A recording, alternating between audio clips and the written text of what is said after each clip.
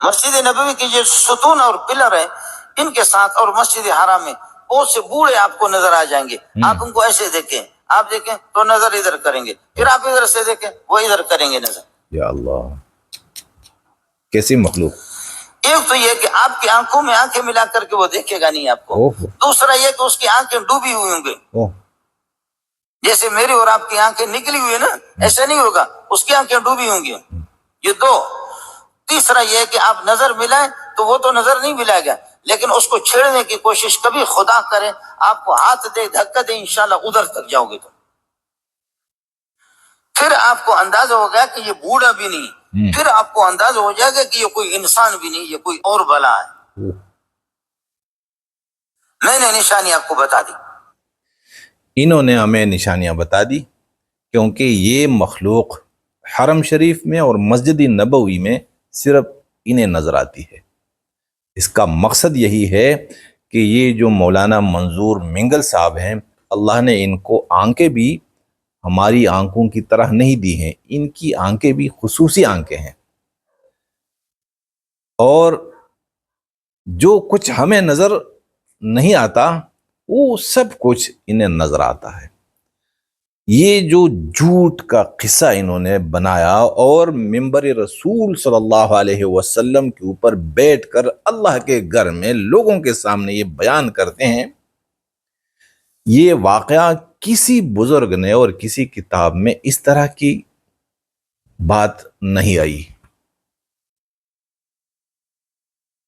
کسی نے بھی اس طرح کا انکشاف نہیں کیا مگر مولانا منظور منگل صاحب ہیں جو اس طرح کا انکشاف کرتے ہیں. وجہ کیا ہے کہ لوگوں کے دلوں میں اس کی ہیبت اور اس کی عظمت بیٹھ جائے کہ بھائی منظور صاحب وہ تو آنکھوں والے ہیں.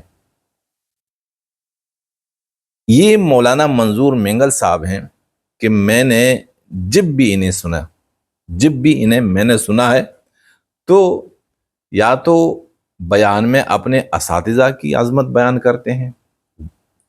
وجہ کیا ہے؟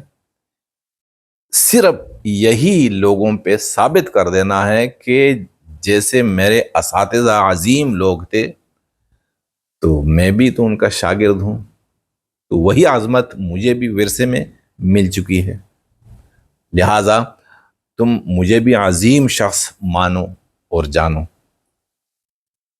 انہوں نے کبھی بھی اللہ تعالیٰ کی تعریف نہیں کی اور یہ خود کو مناظر اسلام بھی کہلاتے ہیں، لیکن ان کے مناظرے کہاں کہاں ہوتے ہیں؟ ایران میں، تران میں، سوڈان میں، عمان میں. اور کس کے ساتھ؟ ان کے مناظروں میں ان کے حریف حاضر نہیں ہوتے اور یہ مناظرہ جیت کے آ جاتے ہیں، پھر اپنی طرف سے کارگزاری بیان کرتے ہیں کہ میں نے فلاں جگہ مناظرہ جیتا، فلاں جگہ مناظرہ جیتا، لیکن مد مقابل کوئی نہیں. ایسے ہیرو ہیں یہ. اور یہ جو واقعہ انہوں نے بیان کیا تو میں اس پہ مجھے کوئی حیرت نہیں ہے، کیونکہ انہوں نے تو اپنی بڑھائی لوگوں کی دلوں میں ڈال ہی دینا ہے. مگر جو لوگ ان کی ان باتوں پر، اس جھوٹ پر یقین کرتے ہیں، تو میں اپنے سننے والوں سے پوچھتا ہوں کہ اے میرے بھائیوں، آپ ان لوگوں کو، جو لوگ ان کے ان باتوں پر یقین کرتے ہیں، ان لوگوں کو آپ جانوروں کے کس درجے میں ڈالتے ہیں؟ آپ ان کے سامعین کو کیا سمجھتے ہیں؟ کوئی انسان ہو، کوئی عقل والا ہو، وہ ایسی جھوٹ پر یقین کر سکتا ہے؟ تو ہم علماء حق کے دشمن نہیں ہیں. میں علماء حق ان کا خادم ہوں، ان کا غلام ہوں.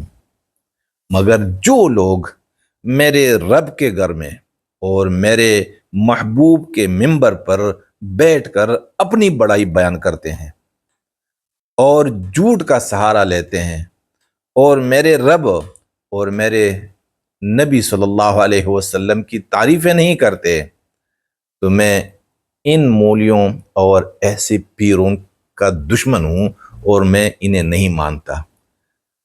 میں چاہتا ہوں کہ عوام الناس ایسے فراڈیوں کو، ایسے جھوٹوں کو پہچانے اور یہ نہ سمجھے کہ جو بھی مسجد میں منبر رسول پر بیٹھے گا تو جو کچھ کہے گا وہ پتھر کی لکیر ہوگی۔ اس طرح نہیں، جو منبر رسول ہیں اور اللہ کے جو گھر ہیں ان کا اب غلط استعمال ہو رہا ہے۔ اور میں کیا کہوں گا، سارے علماء کی بات نہیں کرتا، لیکن امت کے زیادہ تر علماء سوء جو ہیں وہ کون ہیں؟ وہ اس امت کے سامری ہیں۔ جس طرح موسیٰ علیہ السلام چلے گئے تھے کوئی طور پر تورات لینے کے لیے اور سامری نے آپ کی امت کو گمراہ کر دیا، اسی طرح ہمارے رسول اللہ صلی اللہ علیہ وسلم کی امت کو کون گمراہ کر رہے ہیں؟ ایسے علماء سوء۔